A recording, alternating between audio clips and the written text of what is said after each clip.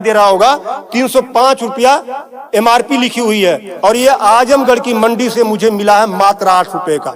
कितना percent commission आप खा रहे हो? ये ऐसा क्यों है? इस पे भी चर्चा होती है। ये देखिए आईबी सेट है जिसके माध्यम से ग्लूकोज ब्लड वगैरह चढ़ता है शरीर में, इसे कहते हैं आईबी सेट।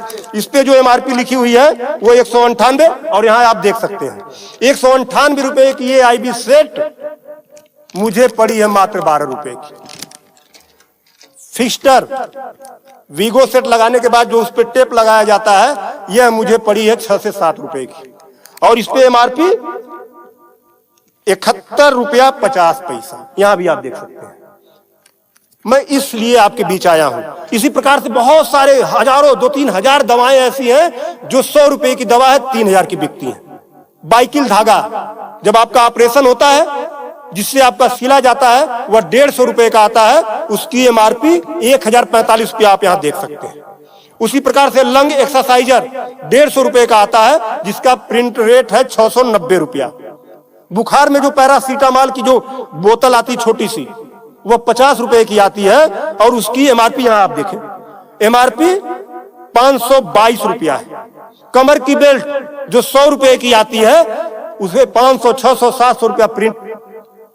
और तो और जब किसी की हड्डी टूटती है तो जो राड पड़ता है, राड अधिकतम रेट राड का 500 से लेके 1500 रुपया तक, अलग अलग वैरायटी है 500 से 15 तक, लेकिन आपको 5000 से 20,000 रुपया 25,000 रुपया चार्ज किया जाता है। आपके दिमाग में आ रहा होगा कि अरे भाई डॉक्टर लगा रहे हैं तो उसको देखिए, डॉक्टर जब आप अस्पताल में भर्ती होते हैं तो बेड चार्ज अलग, नर्सिंग चार्ज अलग, जांच की फीसें अलग, वो सब चीजें करने के बाद 1500 रुपए की चीज खरीद कर आप 20-20 हजार का बेच रहे हो। तब मैं आपके बीच कहने आया हूं कि साथियों उसी प्रकार से बहुत सारी दवाई हैं।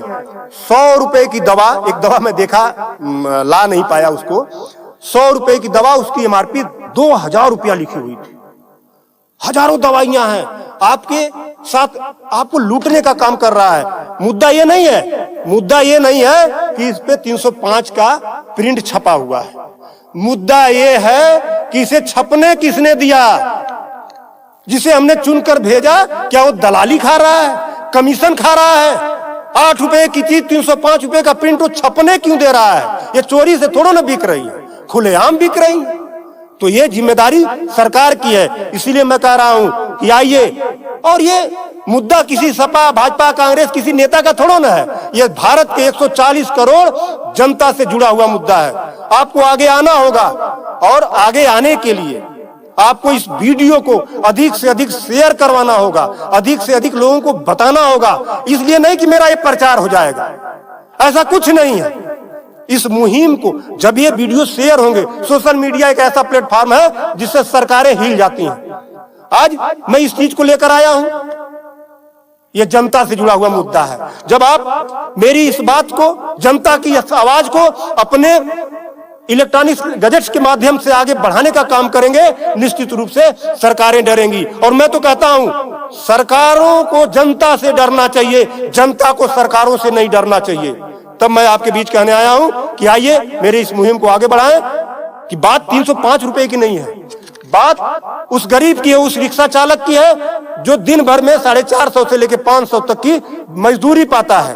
अगर उसकी तबीयत खराब हुई, वो बेहोश हो गया, उसके घर वाले किसी उसको अस्पताल लेकर जाते हैं तो 305 रुपया वो अस्पताल केवल वीगो का चार्ज कर लेगा, फिक्स्टर का 71 रुपया चार्ज कर लेगा और आईबी सेट का चार्ज कर लेगा। ये सब मिला के 600-700 रुपया हो गया। यानी उसकी 1.5 दिन की दिहाड़ी में अभी तो ग्लूकोज लगा ही नहीं, दवा कोई उसने खाया ही नहीं, बेड का चार्ज हमने बताया नहीं, अस्पताल का चार्ज हमने बताया नहीं। 1.5 दिन की दिहाड़ी उसकी केवल इस 3 आइटम से चली गई। आगे की दवा कहां से आएगी? तब उसका बाप खेत बेचेगा, उसकी बीबी गहना बेचेगी। इस तरह का लूट खसोट। और मैं तो कहता हूं शर्म करो ऐसा करने वाले लोगों। 8 रुपए की चीज 305 की बेचते हो। आज आपके अस्पताल में अगर जो दाई है उसका वेतन 7,000 है, यानी प्रत्येक दिन 210 रुपया। अगर उसकी तबीयत खराब हुई, वो आप ही के अस्पताल में भर्ती होती है तो उसकी 3 दिन की दिहाड़ी केवल इन 3 चीजों की लग जाती है। कुछ तो शर्म करो, कुछ तो सोचो। स्वास्थ्य, शिक्षा, सेवा का क्षेत्र है, लेकिन आपने इसे लूट का अड्डा बना दिया है। सरकारों के मिली भगत से ऐसा हो रहा है। तो मेरा निवेदन है आप लोगों से कि इस वीडियो को अधिक से अधिक शेयर करें ताकि